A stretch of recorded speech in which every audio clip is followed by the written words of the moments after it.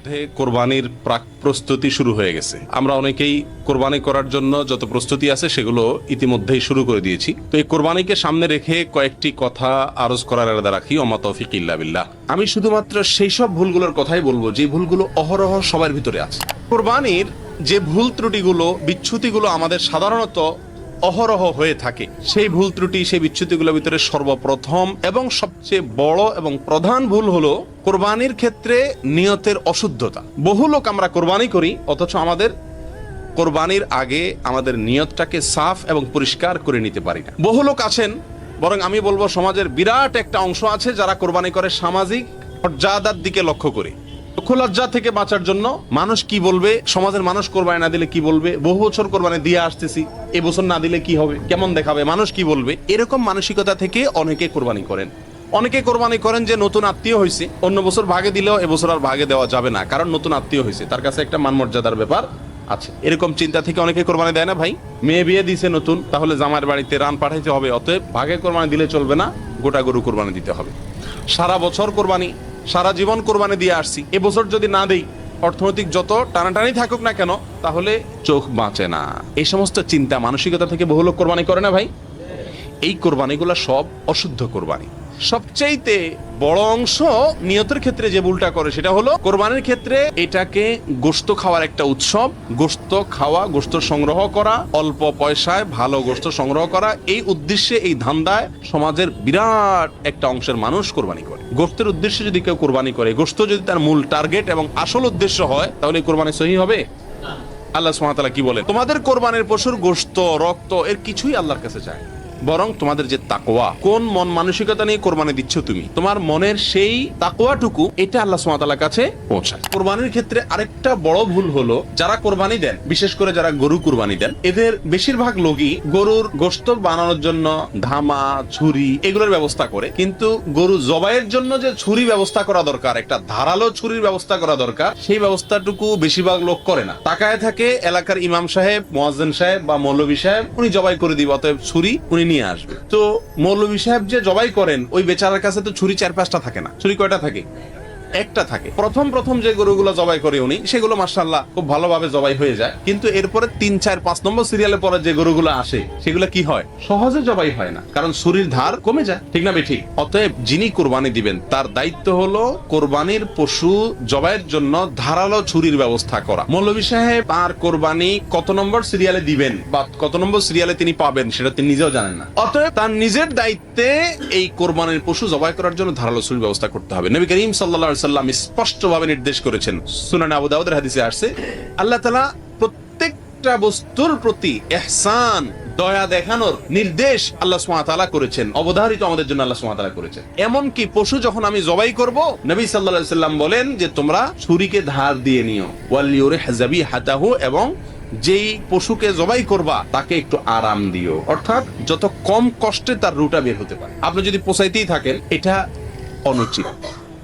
আরেকটা বড় ভুল হয় কোরবানি করতে গিয়ে, সেটা হলো নিজের পশু নিজে জবাই না করা। আমাদের দেশে কয়জন লোক কোরবানি করতে গিয়ে নিজের পশুটা নিজে জবাই করেন? খুব কম না?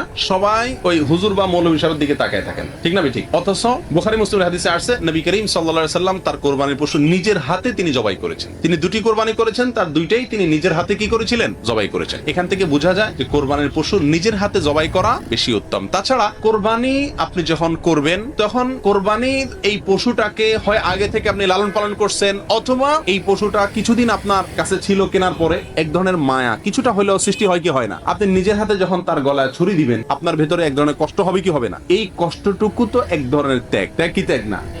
এই জন্য নিজের হাতে যখন আপনি কোরবানি করবেন, তখন কোরবানির ভিতরে ত্যাগের মাত্রাটা অনেক বেশি থাকে।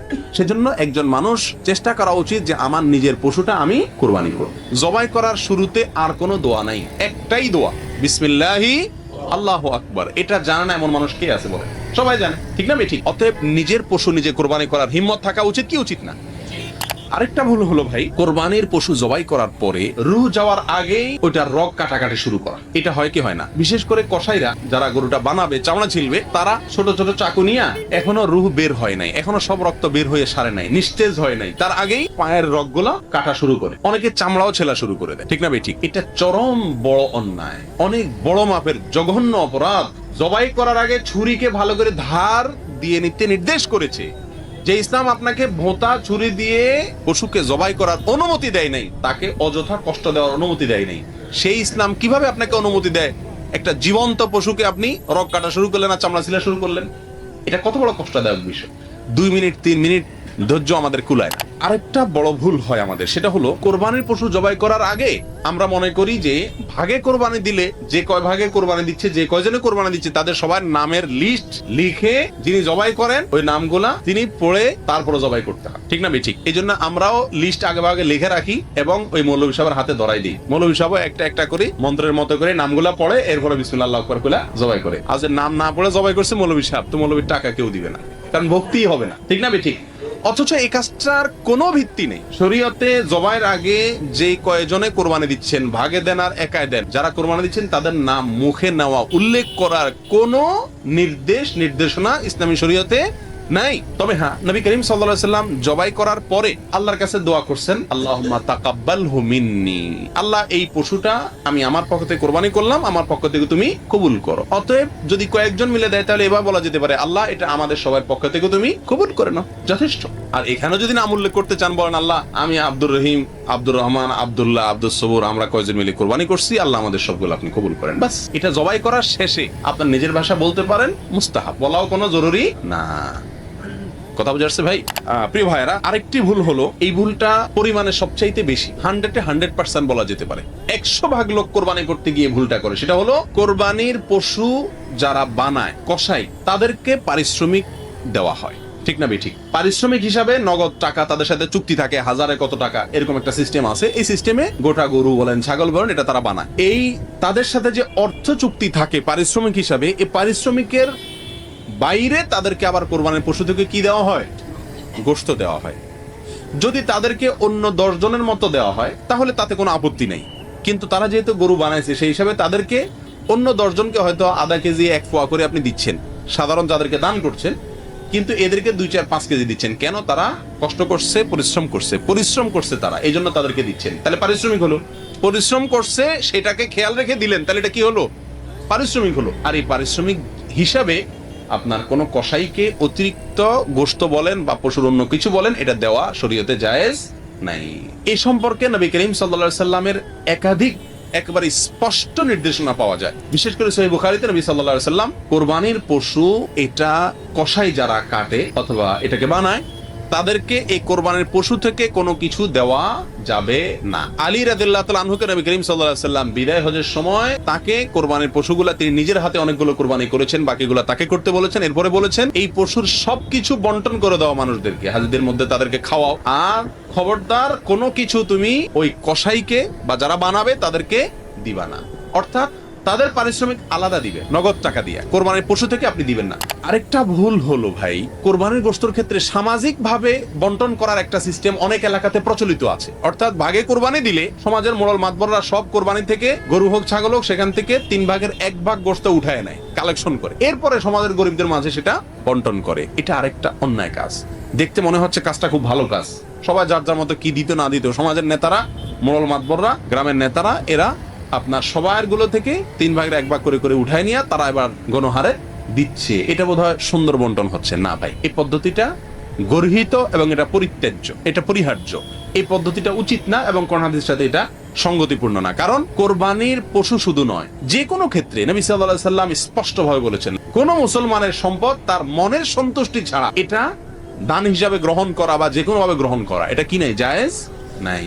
সর্বশেষ যে ভুলটি কথা বলবো সেটা হলো, আমাদের দেশে যারা কোরবানি করি আমরা, গরু হোক ছাগল হোক, প্রত্যেকেই যার যার পশু কোরবানি করে কোন রকম সেখানে পানির পশুর বর্জ্য, ময়লা, রক্ত সেখানে পানি টানি ঢেলে দিয়ে গোশতগুলা নিয়ে বাসায় চলে যায়। ঠিক না ভাই? ঠিক। বুড়িটারে গটরট রাস্তার আশেপাশে কোনো জায়গায় খাল বিল কিছু একটা পাইলে সেখানে কোন রকম ময়লাগুলা, বর্জ্যগুলা ফেলে বুড়িটা নিয়ে আমরা বাসায় চলে যাই। ঠিক। এটা জঘন্য একটি ভুল এবং এই ভুলটি আমাদের দেশে প্রত্যেকটি কোরবানিকারী ব্যক্তি করছে। আরেকজনে যদি কোনো কষ্টদায়ক বস্তু ফেলে সেটা সরানো, এটা ঈমানের অঙ্গ। আর আপনি নিজেই যদি এমন কিছু ফেলেন যেটা অন্যের কষ্টের কারণ হয়, তাহলে সেটা কি হবে? উল্টা কুফরির অঙ্গ হয়ে যাবে না সেটা?